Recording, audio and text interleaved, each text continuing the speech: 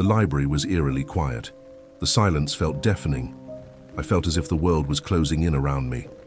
My wheezing breaths, a product of me trying to calm down, filled the staircase with noise. But I didn't feel alone. It's a horrifying sensation to feel as vulnerable as I did then. These monstrosities were coming and going with impunity.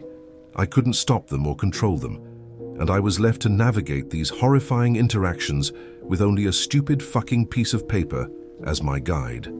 I'm not ashamed to admit that I was a baby-backed bitch for a few minutes.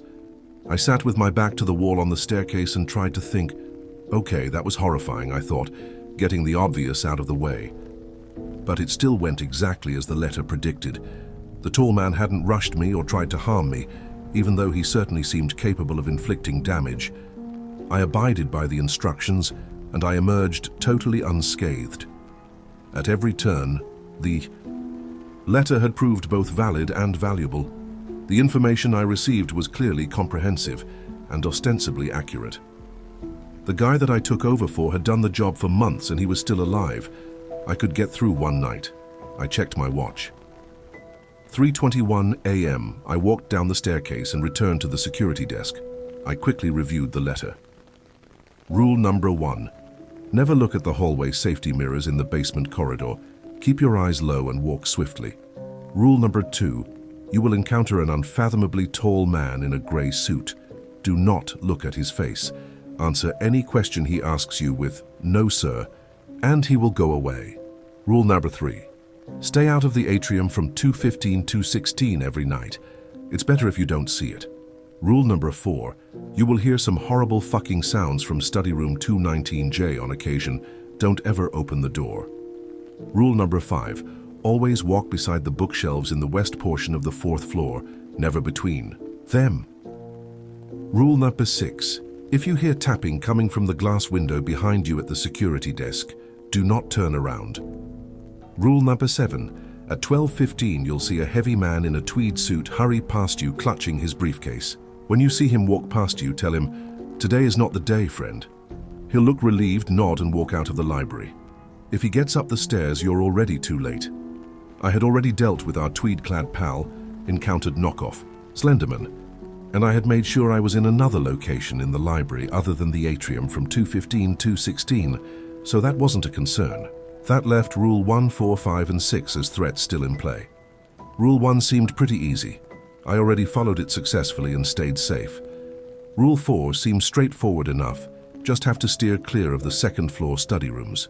Rule 5 would only be a concern when I entered the 4th floor, which only happened once a night for the security sweep, and I didn't need to enter the bookshelf aisles for any reason. Rule 6. My thoughts were interrupted by a faint ticking sound from behind me. I was initially puzzled. The only thing behind me was the glass window embossed with our university sigil. I thought it must have been a twig or something being blown into the window, as it was extremely windy that night. I was turning around to investigate when I stopped just in time and recalled the contents of Rule number 6, the very rule that I was interrupted while reading. Rule number 6. If you hear tapping coming from the glass window behind you at the security desk, do not turn around. I realized that what I thought was a twig was much more deliberate and sharp-sounding than a stray twig. It had increased, in both frequency and volume, to the point where it had to be performed by a person. It wasn't a twig I'd heard. It was the click of a fingernail on glass. Someone had to be standing inches behind me, right up against the window pane. The tapping, which had started out as slow and deliberate, had sped up and was clearly more forceful than it had been a moment ago. The tapping was almost frantic. It became difficult to distinguish one tap from another. "Fuck this," I said. I promptly stood up, walked around the side of the desk and basically sprinted to the stairs, leaving whatever fucked up entity was tapping on the window in my dust. I laughed to myself when I was safely on the 2nd floor.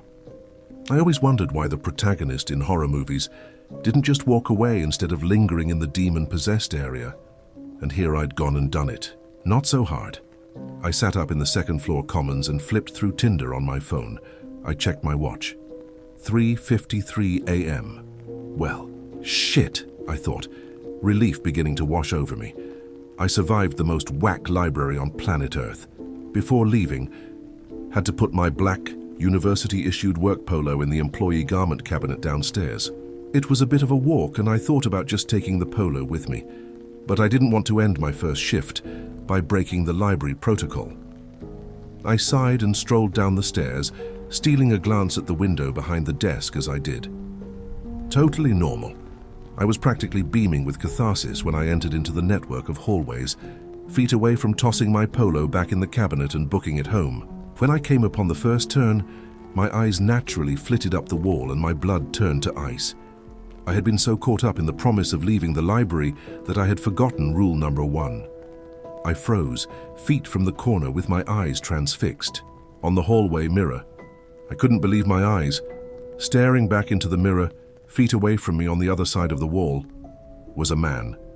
His skin was jet black, his clothes were in tatters, held together by a few threads.